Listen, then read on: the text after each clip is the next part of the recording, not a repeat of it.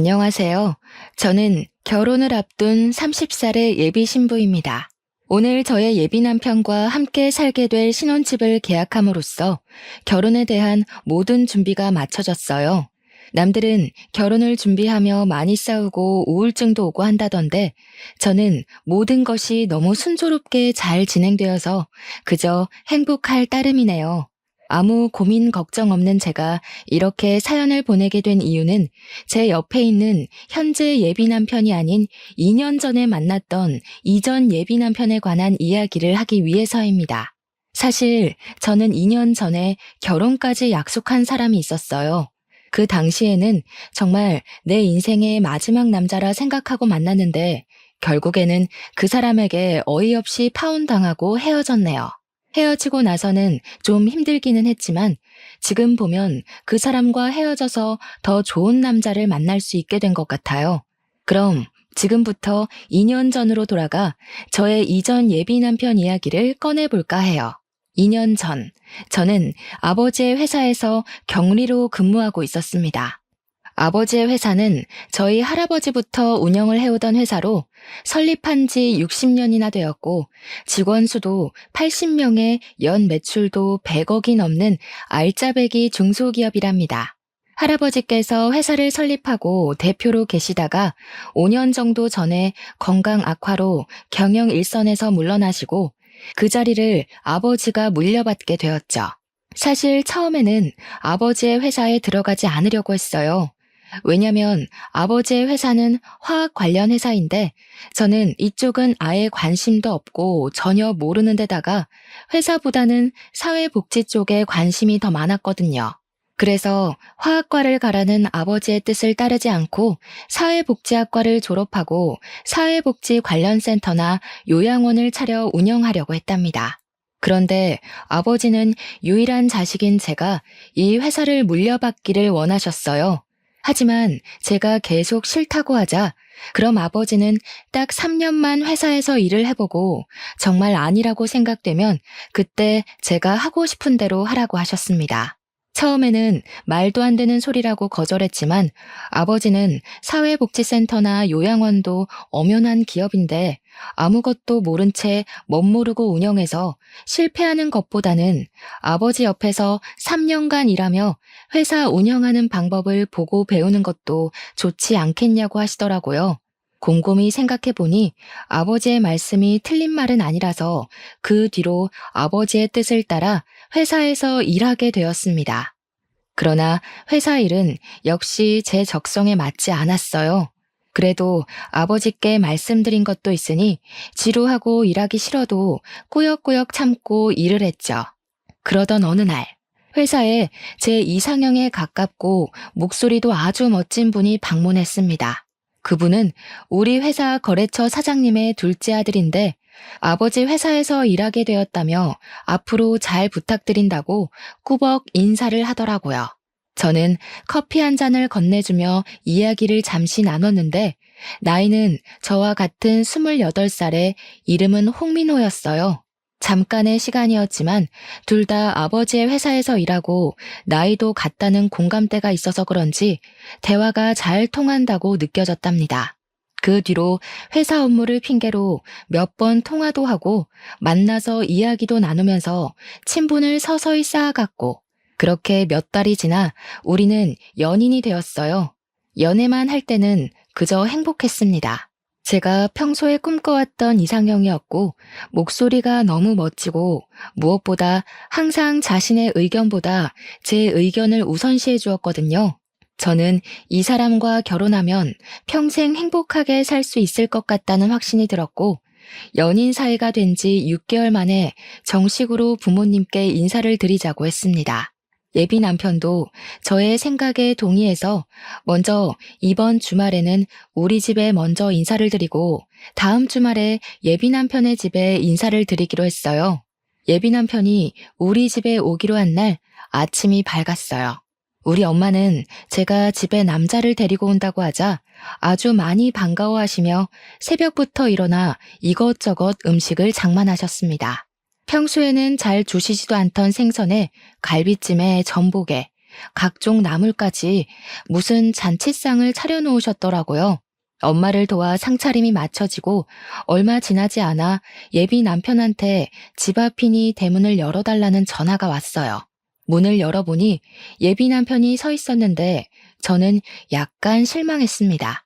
저희 부모님은 친구의 집에 처음 방문할 때에는 작은 음료수나 과자라도 사들고 가는 것이 예의라고 알려주셨는데 예비 남편은 빈손으로 왔더라고요.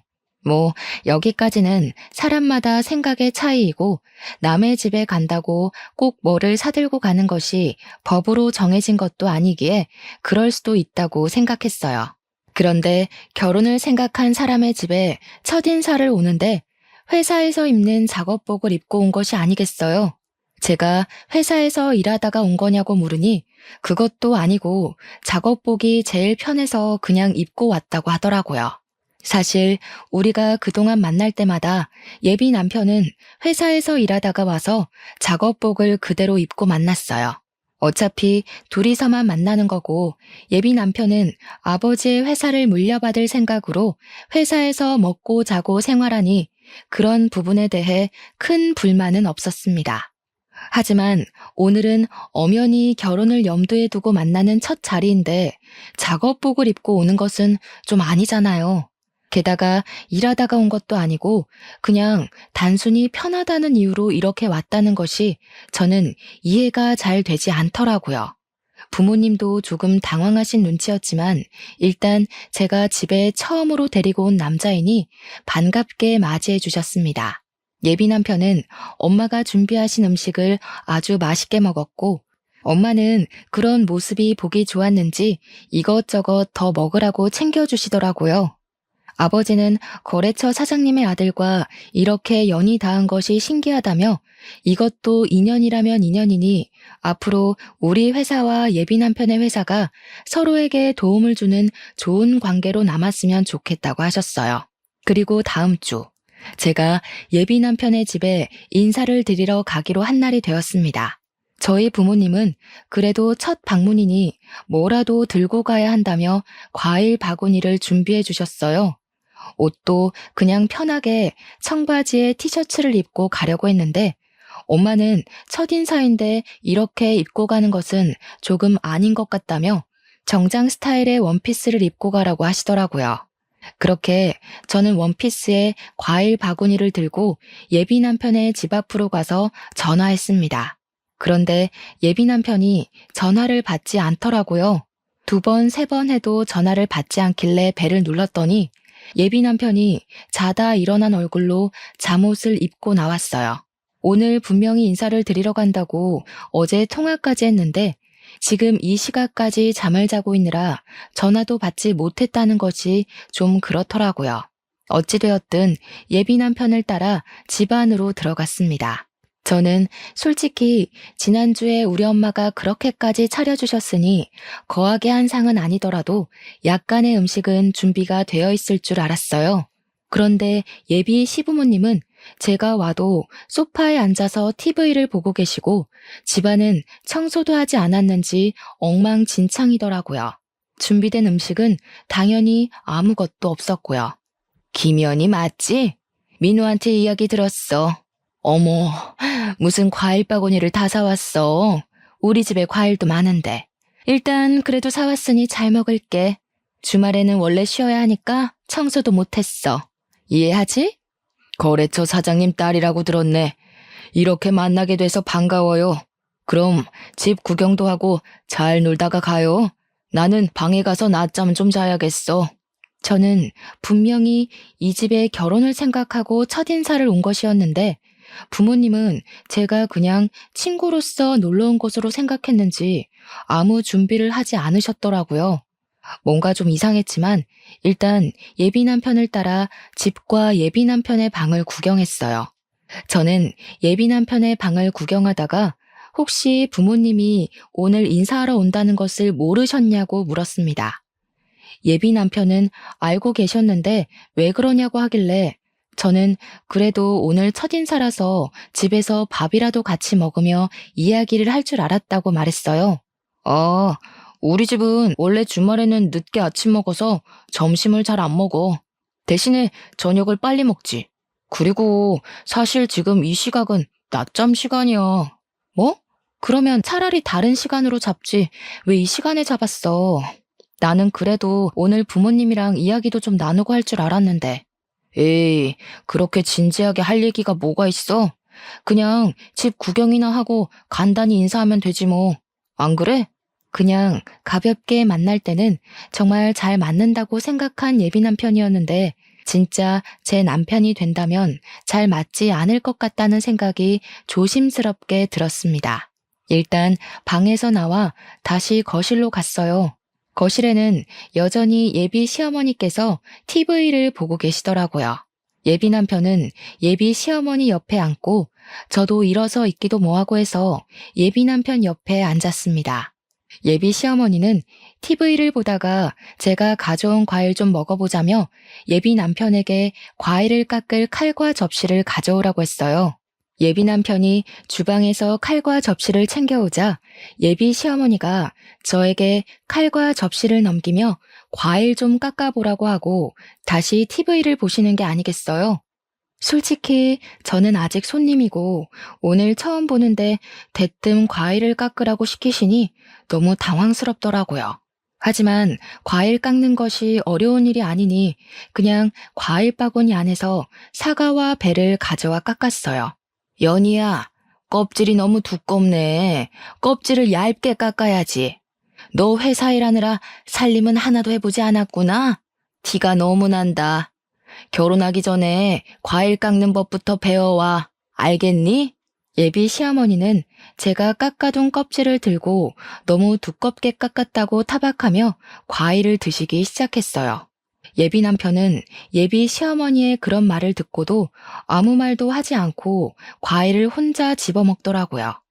솔직히 우리 집에서는 예비 남편 온다고 상다리 휘어지게 잔치상을 차려 대접했는데 여기서는 물 한 잔도 받아 먹지 못하고 이렇게 과일이나 깎고 있으며 타박까지 듣는 것이 화가 났어요. 그래도 처음 뵙는 자리인데 굳이 소란을 만들고 싶지는 않아서 그냥 꾹 참고 있었습니다. 그런데 너네는 결혼하면 엄마한테 용돈 얼마 줄 거야? 연희 너희 회사는 꽤 크니까 부모님 도움 많이 받을 수 있지 않아? 나중에 연희 네가 회사 물려받을 수도 있고 말이야. 저는 아버지 회사에는 관심 없어요. 지금은 3년만 회사에 다녀보라고 하셔서 그냥 다니고 있는 거예요. 그리고 저는 결혼할 때 친정의 도움 없이 제 힘으로 결혼을 하고 싶어요. 그래? 그럼 뭐 많이 모았어?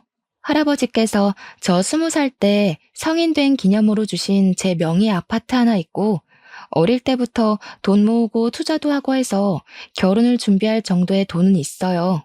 아파트가 있어? 그럼 네 아파트에서 너희 신혼살림 꾸리면 되겠다. 참, 요새 내 주변에 며느리 본 사람들 이야기 들어보니까 며느리들이 시댁에 한 달에 100만 원씩 용돈 준다더라. 자산이 그 정도나 있으면 너희도 한 달에 용돈 100만 원 가능하겠다. 우리 민호가 여자는 기막히게 잘 골라왔네. 엄마, 당연하지. 연희도 회사 계속 다니고 나도 아버지 밑에서 일하면 그 정도는 가능하지 않겠어? 연희야, 그치? 저는 솔직히 아버지 회사 3년만 다니고 관두고 제 갈 길을 갈 것이고 제 명의 아파트는 여기서 먼 서울이라 거기서 신혼살림을 꾸릴 생각 없습니다. 그리고 시부모님 용돈은 아직 생각을 해보지는 않았지만 한 달에 100만 원은 조금 과한 것 같다는 생각이 드네요. 그리고 시부모님께 한 달에 100만 원을 드리면 친정 부모님께도 100만 원씩 드려야 하는데 그럼 한 달에 200만 원이 나가는 셈이 되니 너무 부담되네요. 너도 설마 시댁과 친정이 무조건 똑같아야 한다고 생각하는 그런 아이니? 어차피 친정은 회사도 엄청나게 잘 되고 돈도 많은데 굳이 용돈을 왜 드려? 그리고 아파트가 회사가 멀어서 그곳에서 신혼집 못 꾸리겠으면 그 집 팔면 되잖아. 그 팔고 난 돈으로 이 근처에다가 신혼집 얻어서 살면 되지. 그러면 빚도 생기지 않고 딱 좋네. 그치? 무조건 안 된다고 하지만 말고 내 말 한번 진지하게 생각해봐. 어른 말 잘 들으면 자다가도 떡이 나온단다 얘야. 예비 시어머니는 제 명의 아파트를 판 돈으로 이 근처에 신혼집을 마련하고 한 달에 자신에게 100만 원씩 보내주길 바라는 눈치였습니다. 저는 그런 요구가 너무 기가 막혔어요. 제 명의 아파트니까 필요하다면 제 마음대로 아파트를 팔 수 있기는 하지만 할아버지의 선물이니 될 수 있으면 오래 가지고 있다가 나중에 의미 있게 사용하고 싶었거든요. 그런데 예비 시어머니는 그 아파트를 팔고 집을 마련하라고 하고 심지어 한 달에 100만 원이나 되는 큰 용돈을 그저 바라고만 계시더라고요. 솔직히 우리 부모님은 결혼한다고 하면 이것저것 해주신다고 난리이실 텐데 예비 시어머니는 결혼하면 그저 이것저것 받을 생각뿐인 것 같아서 매우 실망스러웠답니다. 제 표정이 좋지 않자 예비 남편은 제가 피곤해 보인다며 집에 데려다 준다고 어서 가자고 했어요. 그래서 그냥 인사하고 바로 그 집에서 나왔습니다. 엄마가 그냥 농담으로 이야기하는 건데 꼭 그렇게까지 진지하게 얘기해야겠어? 너는 꼭 쓸데없이 진지하더라. 농담? 내 명의로 된 아파트를 팔아서 신혼집을 마련하고 한 달에 100만 원이나 용돈을 바라시는 게 농담이야? 그리고 지금 우리는 그냥 친구 사이로 만나는 게 아니라 결혼을 생각하며 만나는 거야. 당연히 이런 돈 문제는 진지하게 이야기를 해야 하는 거 아니야? 내 생각엔 우리가 당장 상견례하고 결혼 날짜 잡은 것도 아닌데 네가 너무 앞서간 것 같아. 솔직히 이런 이야기는 상견례를 하고 나서 말해도 되잖아. 그니까 이런 거에 싸우지 말자. 예비 남편은 그저 대충 얼버무리려 했습니다. 그날은 저도 너무 기분이 상해서 예비 남편과 더는 이야기하지 않고 집 앞에서 바로 헤어졌답니다. 집에 도착하니 엄마가 처음으로 갔는데 어땠냐고 물어보셨어요. 저는 그날 있던 모든 일을 다 말씀드리려다가 엄마가 속상해 하실까봐 자세히는 말 안 하고 그냥 좋았다고만 했답니다. 그런데 제 표정이 영 아니었는지 자꾸 캐물으시더라고요. 어쩔 수 없이 모든 상황을 이야기하니 저번에 우리 집에 올 때도 빈손으로 오고 복장도 그래서 좀 실망했는데 역시나 그런 일이 있었냐며 결혼하는 것은 진지하게 고민해봐야겠다고 하셨어요. 솔직히 제 생각도 엄마의 생각과 다르지 않았습니다. 오늘 한 번 뵀지만 예비 시댁은 너무 기본적인 예의도 없고 아무것도 안 하고 그저 바라기만 하는 것이 보였거든요. 저녁을 먹을 때도 제가 계산하고 커피나 술을 마실 때도 다 제가 계산했습니다. 심지어 예비 남편 집을 방문하고 일주일 후가 제 생일날이었는데 생일 선물은커녕 케이크 한 조각도 없었더라고요. 제 생일날도 그냥 작업복 입고 와서 식당에서 밥을 먹고는 예비 남편이 산다길래 알겠다고 했는데 계산하려고 보니 지갑을 회사에서 가져오지 않았다는 거예요. 사람이 바쁘면 그럴 수도 있겠지 싶어 제가 식사 비용을 계산했어요. 그런데 어이없는 건 차에 가보니 지갑이 떡하니 있더라고요. 지갑을 본 예비 남편이 당황해하는데 일부러 놓고 간 것 같다는 생각이 들었답니다. 뭐 우리가 그리 비싼 밥을 먹은 것도 아니니 제가 얼마든지 계산을 할 수 있었고 제 생일이라고 꼭 선물을 받아야 한다는 것도 아니에요. 그런데 요리조리 피하면서 그냥 돈을 한 푼도 쓰지 않으려는 모습이 보이니까 너무 얄밉더라고요. 그렇게 한 달이라는 시간이 지났습니다.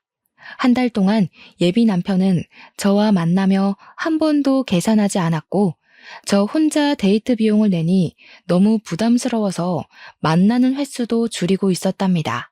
그러다가 예비 남편의 생일이 다가왔고 선물을 준비하려다가 예전에 예비 남편이 제게 했던 대로 그냥 밥만 먹으려고 했어요. 맘 같아서는 저도 똑같이 지갑을 두고 가고 싶었지만 그래도 그건 아닌 것 같아 그러지는 않기로 했네요. 그런데 자신의 생일 일주일 전부터 블루투스 이어폰이 일할 때 필요하다며 자꾸 블루투스 이어폰을 생일 선물로 사달라는 식으로 이야기하더라고요. 저한테 돈을 한 푼도 쓰지 않으려는 예비 남편에게 굳이 블루투스 이어폰을 사주고 싶지는 않았어요. 제가 예비 남편의 엄마도 아닌데 왜 블루투스 이어폰을 사다 줘야 하나요?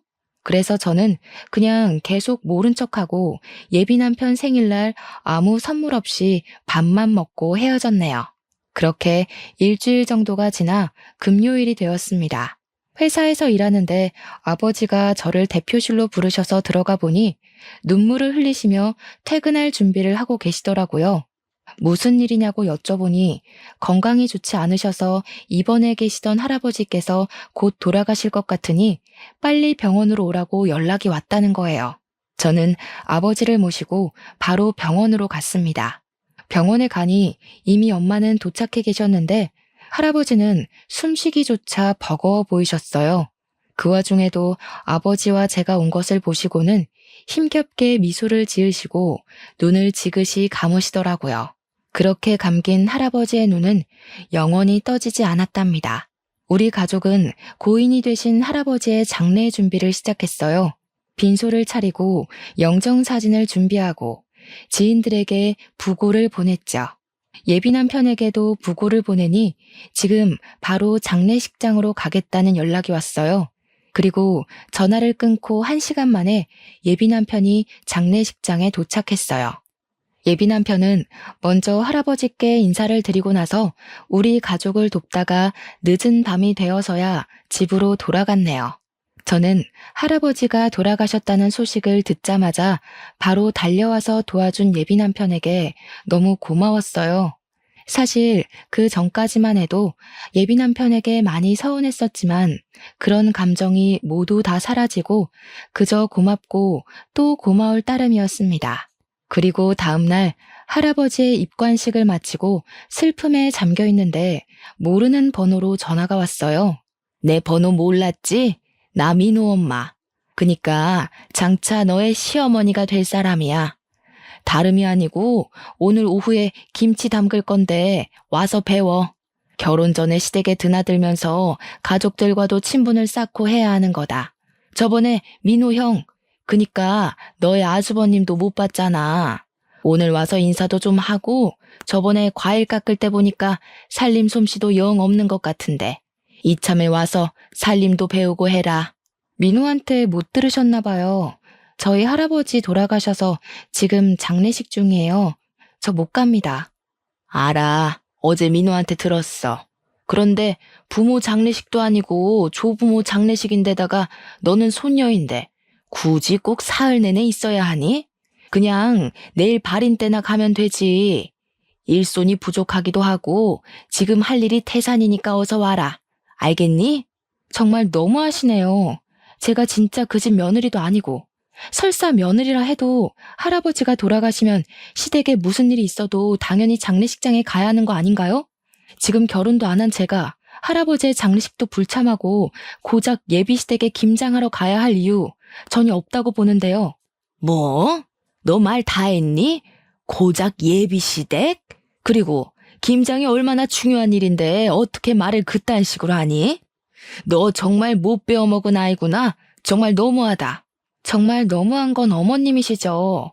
그리고 누구든 조부상 중이면 이런 말 전에 위로부터 하는 게 당연한 겁니다. 조부상을 당한 것을 알면서도 위로는커녕 김치를 담그러 오라니. 지나가는 사람 붙잡고 물어보세요. 이게 옳은 일인지요? 저는 처음에 예비 시어머니가 김장하러 오라길래 당연히 할아버지가 돌아가신 사실을 모른다고 생각했습니다. 그런데 예비 시어머니는 그 사실을 아는데도 저는 손녀이니 굳이 3일 다 있을 필요가 없다며 김장을 배우러 오라고 하는 게 아니겠어요.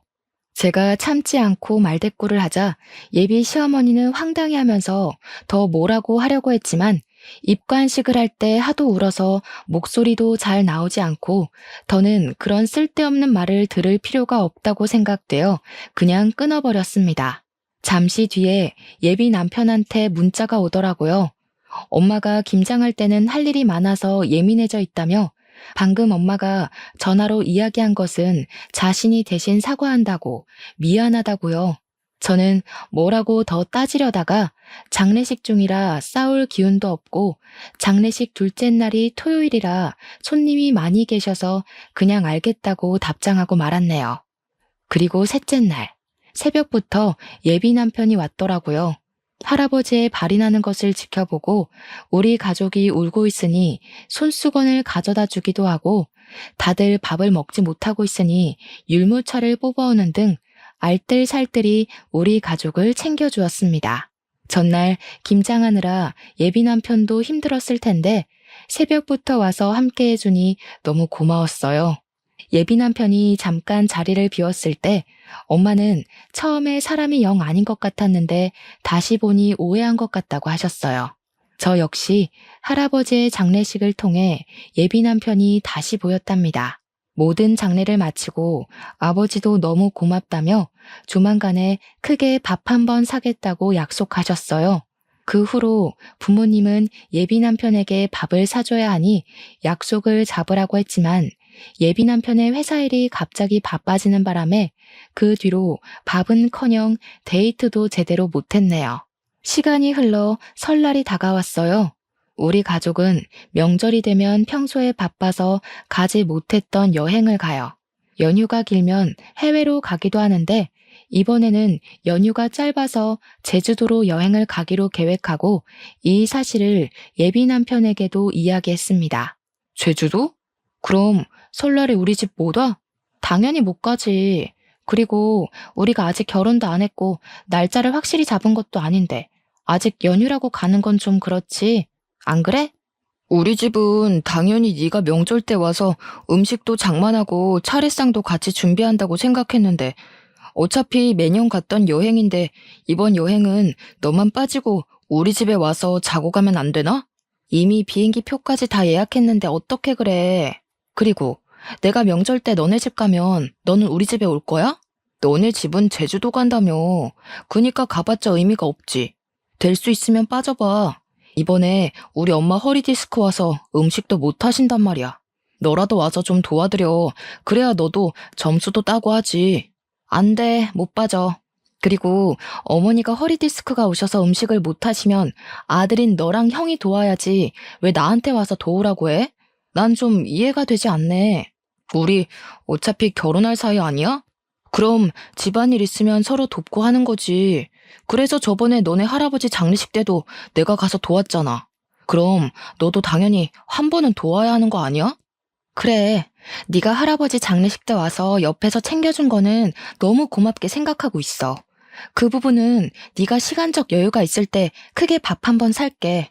그런데 아무리 그래도 아직 결혼식 날짜도 잡지 않았고 상견례도 하지 않았는데 명절이라고 가서 음식 장만하는 건 아직은 아닌 것 같아.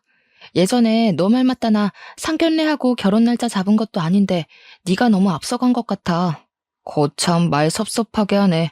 그럼 나랑 뭐 결혼 안 하겠다는 거야? 그게 아니고 아직 결혼한 것도 아니고 상견례도 안 한 이 마당에 벌써 너네 집에 가서 며느리 노릇을 하는 건 아닌 것 같다고. 어차피 결혼하면 앞으로는 친정에서 이렇게 시간 보내지도 못할 텐데 결혼 전엔 우리 가족끼리 시간을 보내는 편이 더 좋을 것 같아. 일단 너의 뜻이 뭔지 알았어. 그럼 엄마한테는 그냥 여행을 간다는 말 안 하고 친척 집에 간다고 할게. 왜 굳이 그렇게 거짓말해? 그냥 여행을 간다고 해.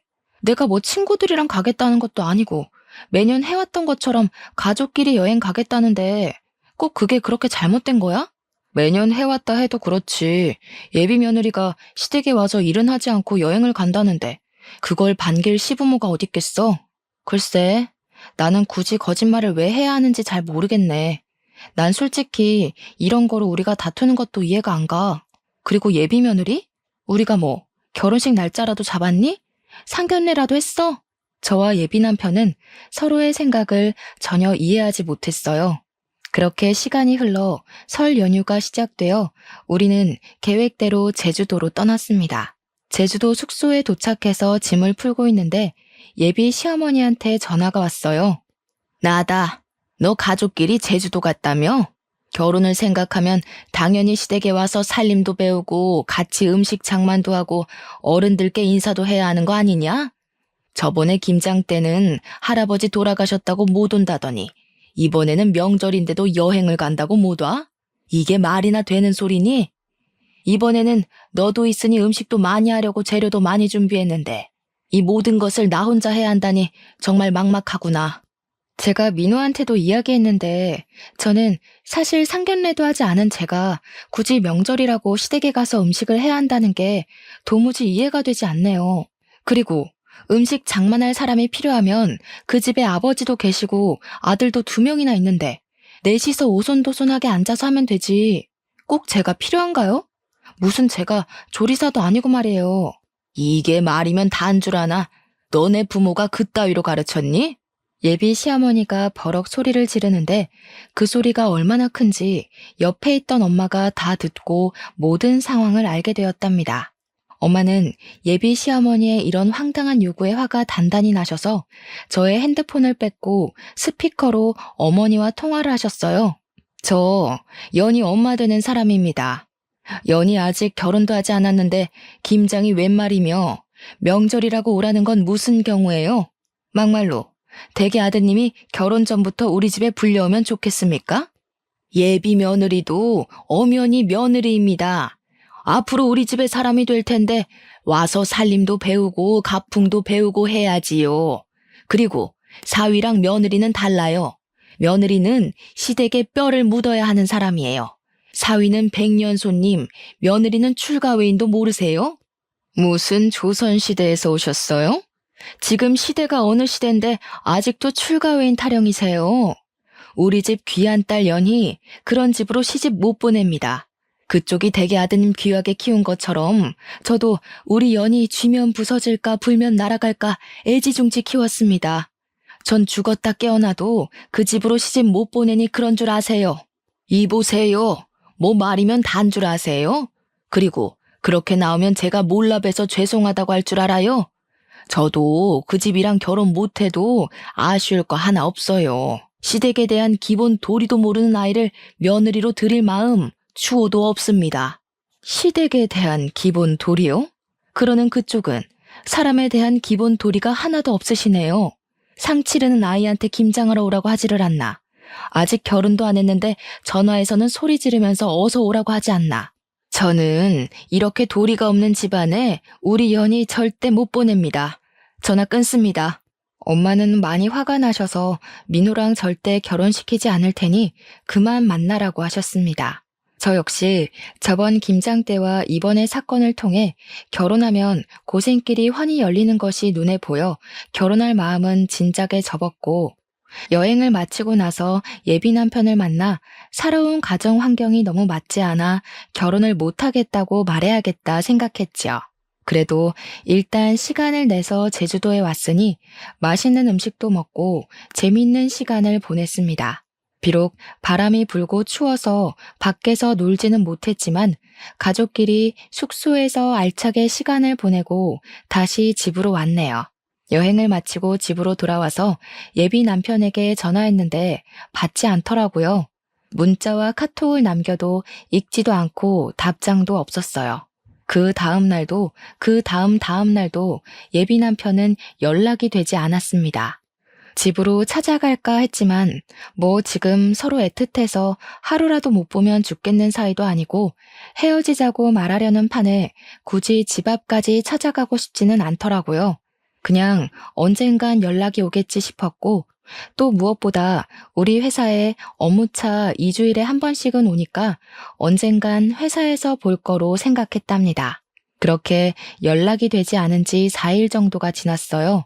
예비 남편의 회사에서 사람이 왔다길래 보니까 예비 남편이 아닌 다른 사람이 와 있더라고요. 혹시 누구시냐고 했더니 예비 남편 회사 사장님의 첫째 아들, 즉 예비 남편의 형이었어요. 인사를 하고 제자리에 와서 일하려는데 회사에서 오랫동안 근무를 한 과장님이 예비 남편의 형이 예전에 파혼하고 정말 오랜만에 왔다는 거예요. 무슨 말이냐고 했더니 4년 정도 전에 결혼한다며 엄청나게 좋아하면서 청첩장까지 돌렸는데 결혼하지 못했대요. 그러면서 외모도 나쁘지 않고 성격도 좋으신 분 같은데 왜 파혼을 했는지 모르겠다고 하더라고요. 저는 그 이야기를 들으니 왜 파혼한지 알 것만 같았어요.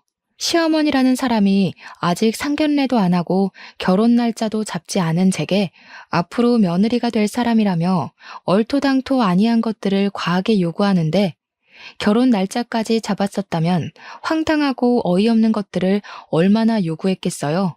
보나마나 불보듯 뻔하죠.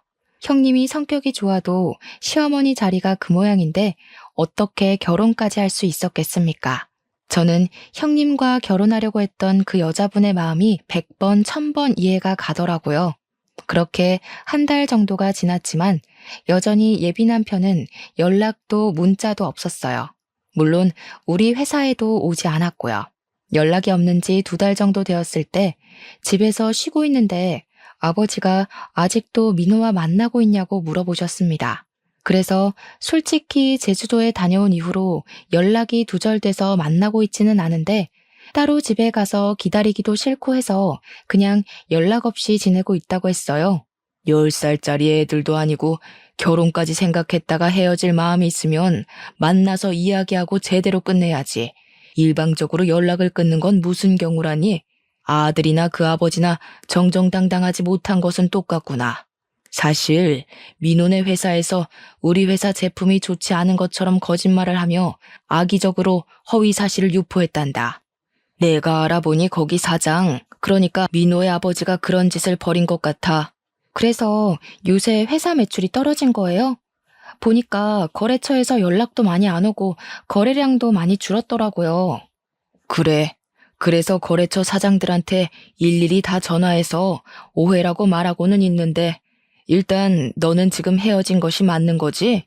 마음 같아서는 경찰에 허위사실 유포죄로 고소해버리고 싶지만 경찰서 들락날락하는 것도 번거로운 일이니 그렇게까지는 않고 그냥 너와 민호와 있던 일들 거래처에 이야기하며 인성이 좋지 않은 집안이라고 거래처들에 말하고 싶은데 그래도 되겠니? 네, 전 그래도 상관없어요. 그냥 그렇게 꼭 해주세요. 그런 집은 절대로 잘 되면 안 돼요. 그 후로 아버지는 거래처 사장님들께 예비 남편과 저의 이야기를 다 퍼뜨렸습니다. 그랬더니 거래처 사장님들은 예비 남편의 회사가 경영도 아주 더럽게 하고 인성도 별로라며 하나 둘씩 예비 남편의 회사와 거래를 끊겠다고 했답니다. 결국 예비 남편의 회사는 매출이 없어 회사가 문을 닫았고 이렇게 회사가 망하고 나니 그제야 예비 남편에게 전화가 왔어요. 야, 너네 아버지 때문에 우리 회사 다 망했잖아. 이게 지금 뭐 하는 짓이야? 치사하게. 오랜만이네. 몇 달 만에 연락했으면 최소한 그동안 잘 지냈냐고 안부 인사 먼저 하는 게 예의 아니니? 먼저 치사하게 나온 쪽이 누군데 우리한테 난리야? 우리 아버지가 무슨 근거 없는 이야기 했니? 우리는 실제 사실을 이야기한 것뿐이야. 그리고 너는 애도 아니고 헤어진다고 잠수를 타냐? 나 참 어이가 없어서. 아니다. 기본적인 예의도 모르고 바라는 것만 많은 너네 집이랑 시작 전에 이렇게 헤어지는 게 다행이지. 아무래도 우리 집 조상신이 나를 구해준 것 같네. 뭐? 너 어떻게 말을 그따위로 해? 제정신이야? 아무리 그래도 우리 결혼을 생각하고 진지하게 만났던 사이였어. 그래, 우리 결혼을 생각한 사이였지. 그런데 너는 그렇게 잠수 타냐? 지금 우리 거의 3달 만에 연락한 건 알고 있지? 우리가 정말 진지하게 만남을 생각했다면 이렇게 오랫동안 잠적했겠어? 우리는 이제 결혼을 앞뒀던 사이가 아니라 원수보다도 못한 사이가 된 거야. 알겠니? 더는 너랑 내가 할 얘기 없을 것 같은데 끊는다. 차마 잘 지내라는 말은 못하겠다. 안녕. 저는 마지막으로 하고 싶던 말 다 쏟아내고 끊어버렸고 그 뒤로 연락이 오지 않았습니다. 이렇게 저는 파혼했네요. 그 뒤로 한동안은 뭔가 마음이 허해서 회사 일과 공부에만 미쳐서 살았어요. 그 결과 회사에서도 인정받고 컴퓨터 관련 자격증도 따고 영어 실력도 향상되었죠. 그렇게 살다가 회사에서 좋은 대리님을 만났고 그분은 저의 진짜 예비 남편이 되어 결혼을 앞두고 있답니다. 물론 파혼을 한 저의 사연도 다 말했는데 제 상황을 누구보다 안타까워했고 이해해 주었어요. 게다가 제 진짜 시부모님이 되실 분들은 너무 인자하시고 집에 방문하면 하나라도 더 챙겨주시려고 하세요. 정말 저를 딸처럼 생각하시는 것이 눈에 보여서 너무 감사한 마음으로 행복하게 결혼 준비를 하고 있답니다. 연애와 관련된 말 중에 똥차가 가고 벤츠가 온다라는 말 있죠? 아마 한 번쯤은 다들 들어보셨을 텐데 저는 사실 이 말을 싫어했어요.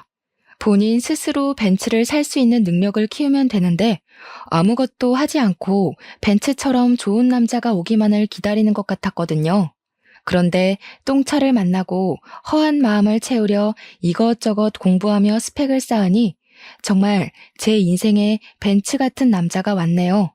2년 전 파혼을 겪으면서 한때는 정말 우울하기도 했는데 그래도 지금 생각하면 그때 많이 배우고 내면적으로 성장하게 된 계기가 된 것 같아요. 지금 제 사연을 듣고 계시는 분 중에서도 예전에 저처럼 파혼을 생각하시거나 파혼을 이제 막 경험한 분들도 분명히 계실 것으로 생각합니다. 파혼을 겪었다고 해서 인생을 실패한 것이 아니니 너무 좌절하지 마세요. 여러분에게 파혼의 시련을 안겨준 똥차가 갔으니 이제는 자신의 스펙을 쌓고 내면을 착실하게 다져서 여러분만의 벤츠를 꼭 찾으셨으면 좋겠습니다. 희망과 용기를 잃지 마시고 열심히 살아보자고요. 저의 사연을 듣고 누군가는 위로와 용기를 얻길 바라며 저의 이야기를 마쳐볼까 합니다. 들어주셔서 감사합니다.